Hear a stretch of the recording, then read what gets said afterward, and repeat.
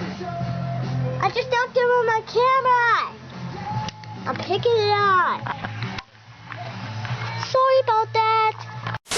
Hi my lovelies, and welcome back to my channel. Now, you guys know the drill at this point. I'm back at it again with some channel history, only this time there's a bit of a twist. This one's going to be a triple feature, and what I mean by that is, while majority of this video will be focused on Disney XD, mostly because that's what I have nostalgia for personally, Jetix and Toon Disney are still a part of Disney XD's history and how it came to be, and many have nostalgia for them as well. I've seen these channels both requested, which means this is technically my first time talking about something that I don't directly have nostalgia for. There's multiple channels I've avoided covering for this very same reason. The first one that comes to mind, for example, is Cubo. But we'll see how this goes, and I hope I still do it justice. Feedback is welcome. Last time I talked about Disney for a video, my video got marked for kids, so disclaimer, because I'm not taking any risks. My channel focuses on nostalgia for young adults, and this video is not for kids. I also just want to be honest, I had a really challenging time with this, researching this script in particular,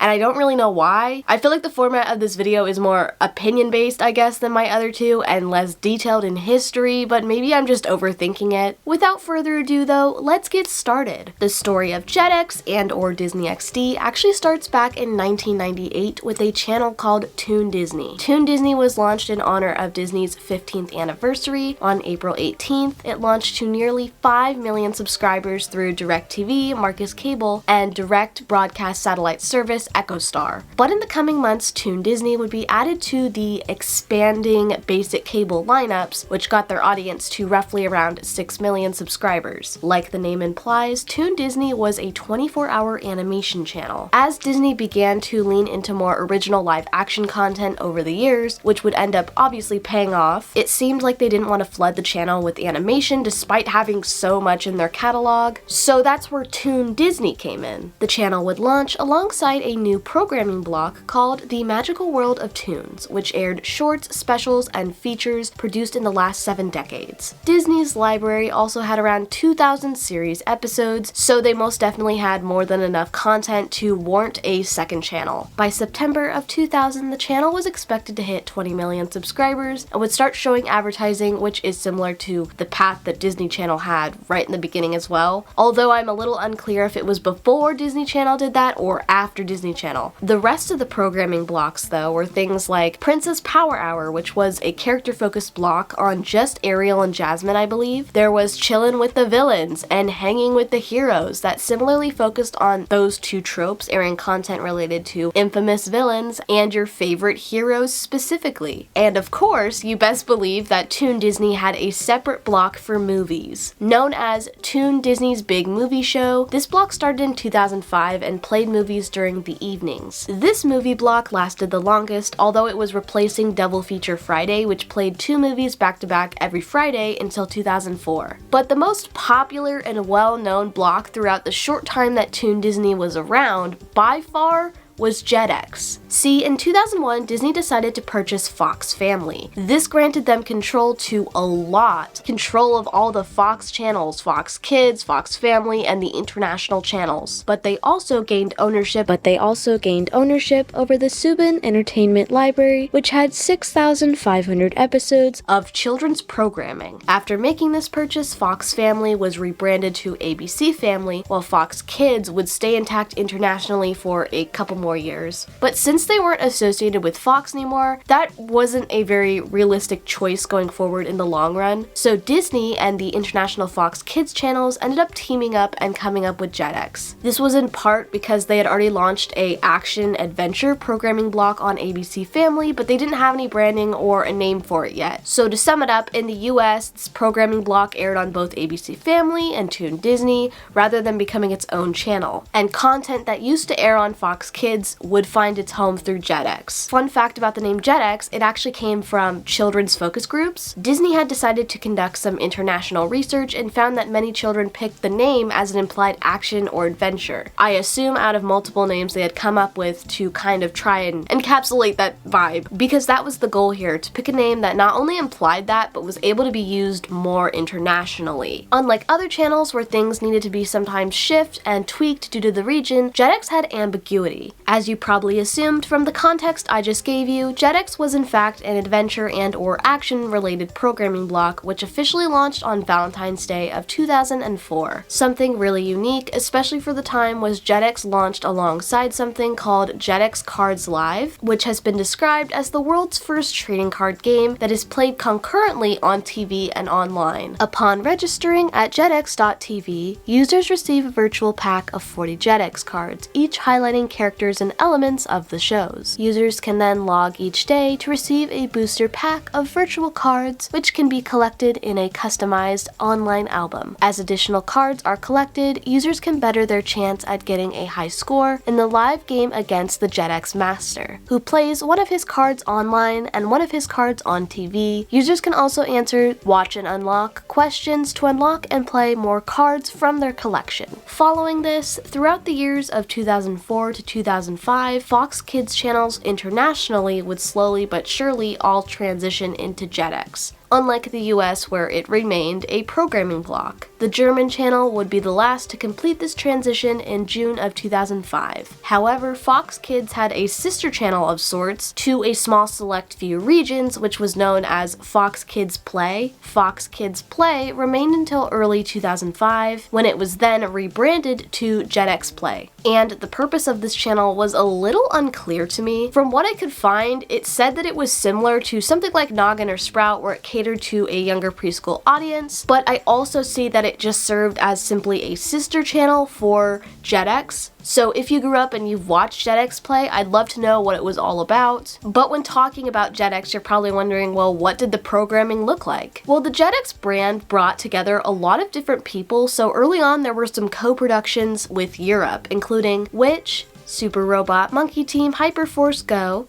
Get Ed, and Yin Yang Yo. This, of course, was not the only content that aired, though. Shows like The Tofus, Adam, Power Rangers Dino Thunder, and Ninja Squad, Monster Warriors, Digimon Digital Monsters, Galactic Football, Shuriken School, Team Galaxy, Oban Star Racers, and Puka. Out of those shows I just mentioned, I would say besides Power Rangers, the only one I vaguely remember is Puka. I don't, for the life of me, remember what happened in that show, but something, my gut was just like, oh my god, I've seen this. Like, it looked so familiar. Anyway, compared to the lifespan of Disney XD though, Jetix was very short-lived, and that shocked me to find out because of how fondly I see people, still talk about this channel online. Or programming block, you know what I mean. By fall of 2006, Jetix's programming was already finding a new home on Toon Disney, where it began to exclusively air. And I say new because it began to take over the channel, phasing out content they had already been airing. I also say this because even though Jetix was already a programming block, ABC Family decided to drop Jetix,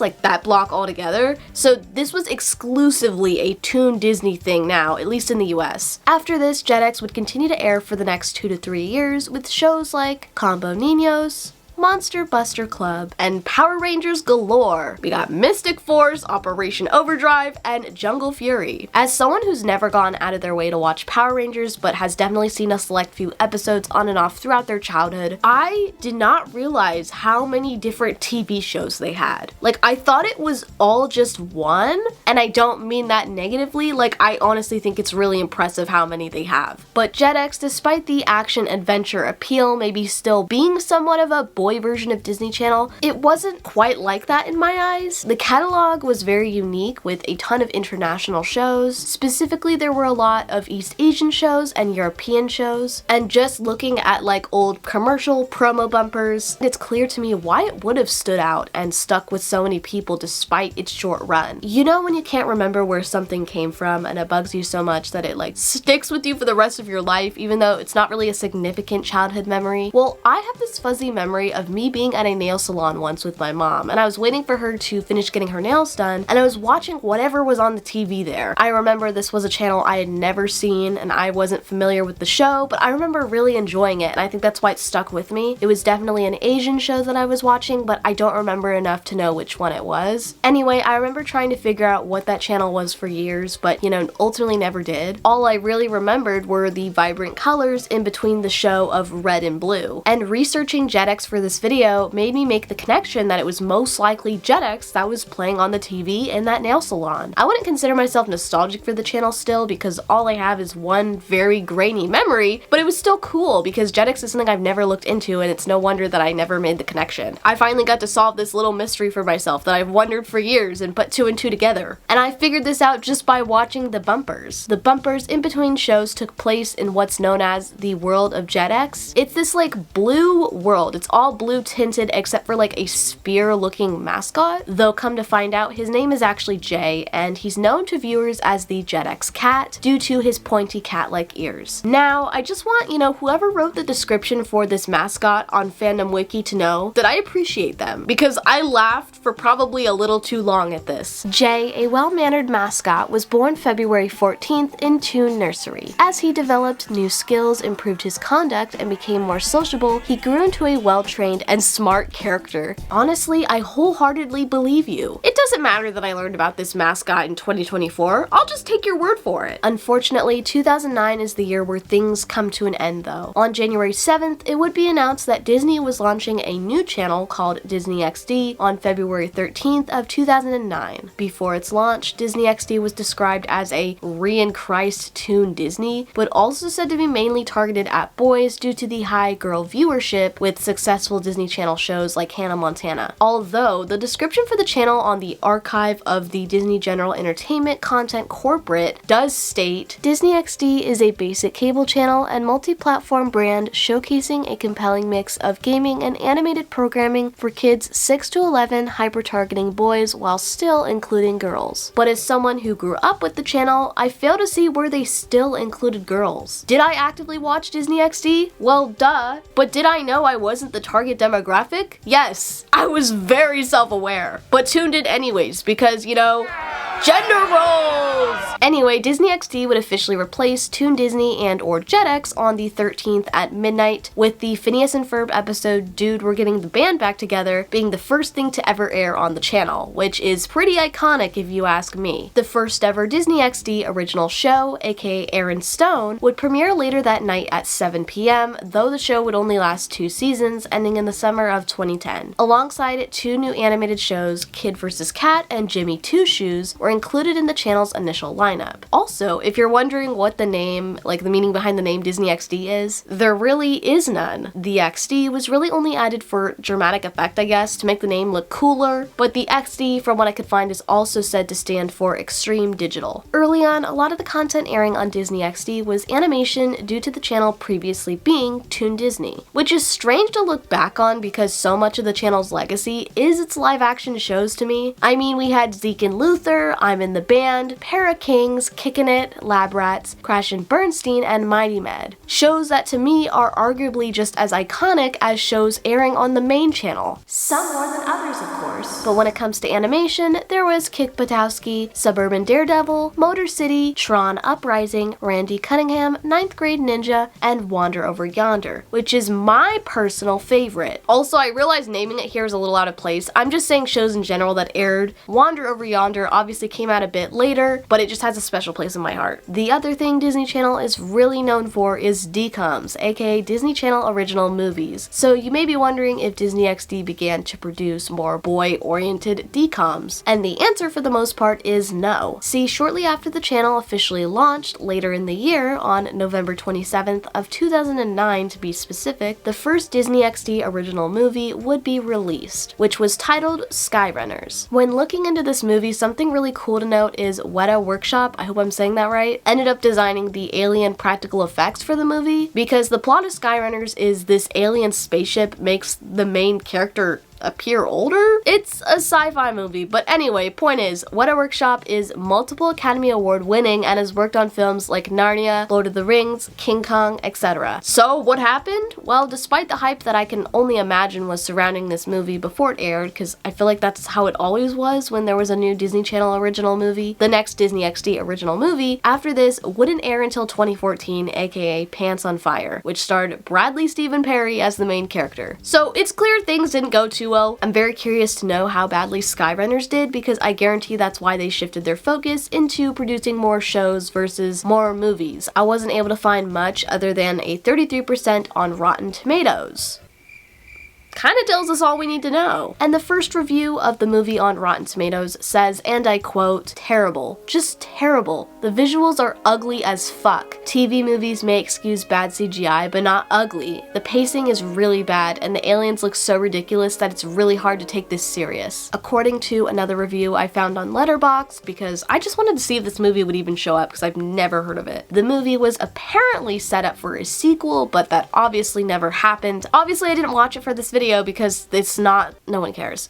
Oh, brother, this guy stinks! But I feel like this would be a good movie for like a Halloween video in October, so let me know your thoughts and if you've seen or remember Skyrunners. Now, similar to what I did in my Boomerang video, instead of going year by year, we're going to dive into some of the Disney XD programming blocks, mainly because it's just easier that way because of a lack of documentation. The earliest block I could find was the Saturday morning block, which was your typical Saturday morning cartoons block. Specifically, they advertised Saturday morning as the day when new episodes of your favorite shows would be airing on the channel. Then in the summertime, they had a block called Phineas and Ferb's Summer Vacation, which began in 2010 and is basically a marathon of, TV shows and movies. The name comes from the fact that Phineas and Ferb takes place over the course of their summer vacation, and it's like, oh, kids, you're on summer vacation, just like them in your favorite show. Later in 2012, this block would turn into Nonstop Summer, which had Disney XD cast members running along a beach as the bumpers. Very like Disney Channel reminiscent, if you ask me. The most memorable part of this summertime block, though, was the song and music video that came along with it. And if you're wondering if the song was any good, it's by Adam Hicks, so you know it has to be a certified banger. If you're uncultured, Adam Hicks is from Zeke and Luther on Disney XD, but he was also in Lemonade Mouth and is behind the iconic Determinate rap. Unrelated, but kind of related. Lemonade Mouth just might be the best DCOM of all time, and you cannot change my mind. But back to Disney XD, the next block is more on the obscure side, but it was apparently very short-lived. That's why I've never heard of it. Introduced in 2013 and known as Fandom Disney, this was basically like a Adult Swim type situation where Disney XD, when it was done for the night, the channel would switch to Disney Fandom. There was even a content warning, but from the ads I found, it seemed like they still just played Disney movies. So like definitely not as bad as anything on Adult Swim. I just made the comparison because it reminds me of when the channel would change at night. It's still Disney after all. They're not going to do anything like that. In my opinion, that's exactly why this was short-lived. It just didn't like serve a purpose. There's really no point of like switching it to Disney Fandom when they're just playing more movies that aren't like inappropriate but more like general family movies, I guess, and specifically directed for kids. But let me know your opinion in the comments and if you remember Disney Fandom. Then we have the channel's animation block, which was called Randomation Animation. This essentially was the same thing as the Saturday morning block, just with like catchy graphics and a more interesting concept and name. A marathon of cartoons is already randomized, but with the name they've really made the point that like you don't know what you're getting, it's a surprise. The only difference here is this block obviously was reruns and didn't focus on airing new episodes like they did on the previous Saturday block. Instead, another block was introduced called Show Me the Monday that focused on airing new episodes of Disney XD original series like Kickin' It, Gravity Falls, Mighty Med, etc. Which, let me just say, I haven't mentioned Gravity Falls like up until this point because although it aired on Disney XD, it did not start there. Like it aired on both simultaneously. It's not as exclusively Disney XD. The point is, it's considered both, like similar to Phineas and Ferb, which I believe was considered both as well. And that's the same reason I haven't mentioned Fish Hooks either, which I actually made a whole entire video on if you're interested. Anyway, lastly, there is a Marvel block actually on Disney XD, which was known as Marvel on Disney XD, or the Marvel Universe. Launching on April 1st of 2012, this block took place on Sunday mornings and focused on airing animated Marvel series. Alongside the block's debut, a new show called Ultimate Spider-Man would premiere as well, which lasted until 2017, so pretty long-lived. Looking back, in a previous video of mine where I talked about the Disney Channel Monstober Halloween block, I pointed out that there was a Jessie Marvel crossover, and at the time when I was talking about it, it seemed super random, but now, like, looking into this and realizing how Marvel was a staple of this channel, it's not really all that shocking or random. But speaking of holiday blocks, the only one I can really remember and find information on was Pranksgiving. I guarantee they had like themed bumpers for each holiday, but I never really saw anything crazy like Disney Channel had with like Ballalala Days or Monstober, unless it was just carried over and I can't remember, but I couldn't find anything. Pranksgiving, on the other hand, was, I think, Disney XD exclusive. It was a prank-themed Thanksgiving block, which took place in 2012 and was very interactive. You could go to disneyxd.com/crash and decide who got crashed, aka pranked, out of the cast members of your favorite Disney XD shows like Lab Rats, Kickin' It, etc. Then, in between new episodes of shows and fun premieres, they'd air the pranks performed by yours truly, Crash. At least it was Crash when this block started in 2012. This block ended in 2014, but if you notice me not specifying end dates for some of the blocks, majority of the blocks, it's simply because it was really hard to find exact end dates for a lot of them. Along with their new original shows airing on the channel, pretty much from the beginning of Disney XD's creation, a series of shorts would also air in between programming. It wasn't until 2010 that there was like an official block made for this though, known as Disney XD's Short Stop, and from what I could find, again, I'm unsure how long this one lasted, but the channel would continue to air shorts on and off. This was like a thing Disney Channel did. They would air like short little tidbits during their commercial breaks. Some examples of shorts aired on Disney XD though included Bruno the Great, Robots,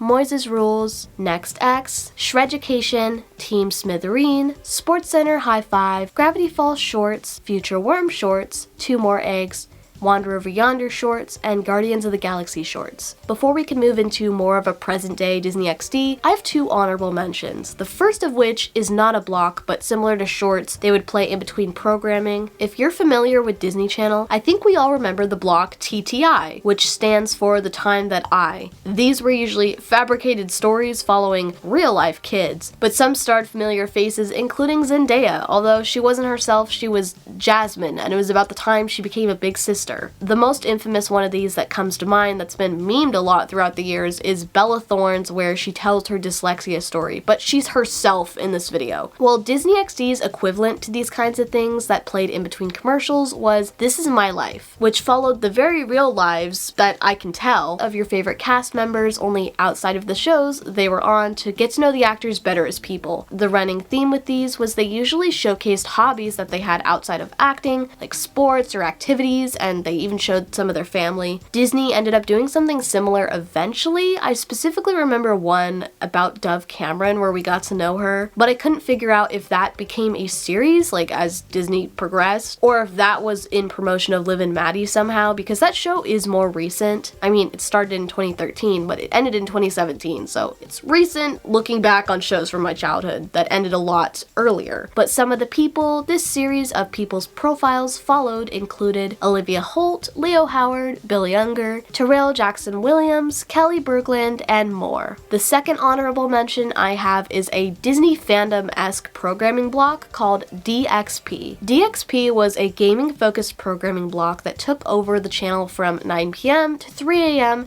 starting on July 15th of 2017. Throughout its run, the block had a variety of gaming-related content. There was ELS Speedrunners, Polaris Primetime, Player Select, Parker Plays, Play with Caution, and Waypoint Presents. Why I really brought this up in this video was mostly because of Player Select, because I was like, whoa, cool, a bunch of gaming YouTubers, some of which I really enjoyed, were brought to do a Disney XD project. That's cool, good for them. But although they got credit and paid, I think it was like already existing videos just being shown on the channel, which isn't nearly as cool, but hey, at least they got paid. But on a somewhat related note, this like segued into me finding out that Markiplier was on A Gamer's Guide to Pretty Much Everything, which is a show that came out like the year before DXP, but his episode came out in like 2018, I think. So it's safe to say there were still opportunities, like I thought, for the gaming community with how much Disney was playing into it. I mean, the initial description of Disney XD says gaming, but you know, growing up with the channel, I don't remember them like getting much into that. Okay, enough rambling. What happened to Disney XD? And what's the channel up to now? Disney XD is actually one of the few channels I've covered that's still around, and I hope me saying that isn't going to jinx it in any type of way, like I did with Noggin. Ever since 2015, I'd say, the channel has been going through subtle changes here and there, starting with, you know, just its logos and branding just to make things more modern, again, similar to what Disney Channel did. And if I'm being honest, I barely remember, like, past this point on Disney XD. The last show I watched on Disney XD was Star vs. the Forces of Evil, and I don't even know if I finished it all the way through, because it kind of finished around the time that I stopped watching Disney Channel, and, like, we got rid of our cable. That being said, though, I definitely want to rewatch it eventually, either way, because that show, I remember it being really fucking cool. Anyway, in 2016, it would be announced that Pokemon would be ending its run on Cartoon Network and move to Disney XD instead, which is not like such a crazy change in the long run, but definitely an interesting one that I was unaware about. With the acquisition of Pokemon, the channel would actually launch an anime block in early 2017, and although Disney XD is still around, this isn't the case anymore. Pokemon last aired on the channel in December of 2021. Because Disney ended up losing the rights or like ending the acquisition, it's a bit unclear. It's not shocking to me though, considering the context of what I haven't fully filled y'all in about yet, which is that in 2018, 5 of Disney XD's like original series would move their premieres over to Disney Channel for some reason, and then later air reruns on Disney XD despite them being Disney XD shows. This included Star vs. the Forces of Evil, Big City Greens, DuckTales, Milo Murphy's Law, and Big Hero 6 the series, which for a lot of these ongoing series is already a strange decision, but Big City Greens is probably the most interesting because it changed the trajectory for the show as we know it in a way. If this change hadn't happened, it would have been a Disney XD show and not a Disney Channel show because it hadn't actually premiered yet. This was also the final season for Star vs. the Forces of Evil, so like imagine you don't watch Disney XD and then your introduction to the show is its final season. It's weird. I guarantee the creators of these shows were more than happy about this change, even if it was sudden, because according to Dan Povenmire, who is the creator of Phineas and Ferb and Milo Murphy's Law, Disney XD was described as the bastard stepchild of the network. It came out in the unfortunate time when Disney had moved all of its cartoons onto Disney XD, which is their like bastard stepchild network that nobody even knows where it is. It's like not only does not every cable station get it, it's not where the other kids shows are on any, like everybody I've talked to who has different cable providers, it's like it's Nickelodeon, Disney Channel, Cartoon Network, Nick Kids, Disney Toon, whatever the Disney Kids, Disney Junior, but Disney Junior. It's got all that stuff right here, right next to each other, so you can just go up and down with the up and down buttons, which is how kids watch TV. Up and down. Up and down. They're not putting in 332. But it was like 332, 333, 334, 335, and then XD would be 1406 or something like that. It's like, well, if you knew about it and you really wanted to see those shows, you could. But it was like, you know, and I told them, it's like, it's never going to get the numbers that Phineas did if we're on XD. And it was like, no, we know. So there were a bunch of shows that came out during that time that sort of just ended up losing. You know, Wander Over Yonder was a victim of that. Milo Murphy was a victim of that. You know, and when they finally put Milo's second season on Disney Channel, by the time it stopped, it was beating all the other shows in that in that time block. I think it might find an audience on Disney Plus. If it does, that would be great. I love the show. I think it's every bit as good as Phineas in a whole bunch of ways. Yeah, after listening to that, you can probably agree with me that it's giving Nicktoons, where people have said if your show is getting sent to Nicktoons, sent there to kind of die, which is a terrible legacy considering the shows I really enjoyed from the channel back in the day. I love how he specifically mentions Wander Over Yonder being a victim of this because it is so true. I've been saying this for like a year or two now, I swear, but I want to make a video on Wander Over Yonder because that show is genuinely underrated and it was robbed. And that's just one of the cartoons, but it makes you think how things could have been and would have panned out much differently for Big City Greens. It's not a show I keep up with, however, I'm I'm like 90% sure it's one of the channels most popular at the moment, if not the most popular. I don't have cable anymore, but when I was in Anaheim for VidCon, we kept turning on the TV at night for like background noise, and I watched an episode or two, and I get the appeal. Why I mention this though is not because I watched episodes, but because I saw several ads for an upcoming Big City Greens movie. Or it may have already aired, I'm a little unsure. I just think like in the age of short-lived cartoons, 4 seasons is very impressive, especially after what happened with like the Owl House, so good for them. Going back to what Dan Povenmire said about Disney XD, at the end he also brings up Disney Plus. Disney Plus is a Disney streaming service that launched on November 12th of 2019, so it's fairly new, but it's been extremely successful since, you know, it's Disney. When Disney XD first launched, there were various international channels all around the world, which included Canada, the Netherlands, Australia, India, Italy, Spain, Germany,